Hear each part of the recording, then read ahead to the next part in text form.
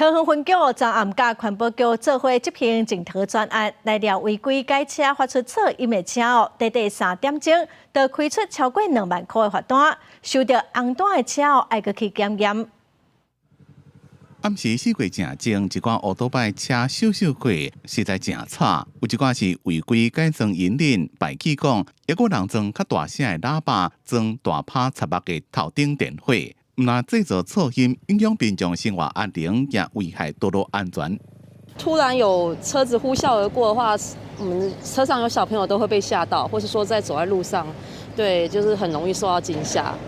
对，那也会影响到小朋友的作息啊、睡眠这样子。有没有被噪音车吵过？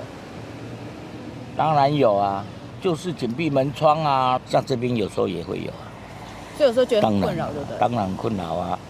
为了要解决民众的困扰，针对噪音车特点，环保局甲警察局无定时、无定点伫咧执行检讨专案。第二案伫咧大邱高中头前采噪音检测点，自暗时8点到11点，总共查到8台车，现场开单告发。伫咧3点钟内面，几个单金额就超过2万块，要求车主改善了去复检。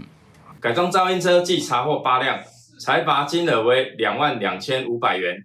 本分局呼吁，改装噪音车酒驾及超速危险性高，将持续严格取缔。环保局统计，自从实施检讨专案了，噪音车的定情案件已经降3成。桃园分局同时伫咧较容易发生事故的路口实施封锁式的路边查检，取缔啉酒开车、危险驾驶，抑有超速，提醒驾驶人酒驾超过标准，每1公升0.15毫克，会当场甲车牌拆来查扣2年。另外，超速40公里，除了罚款以外，亦会吊扣牌照6个月。公司新闻综合报道。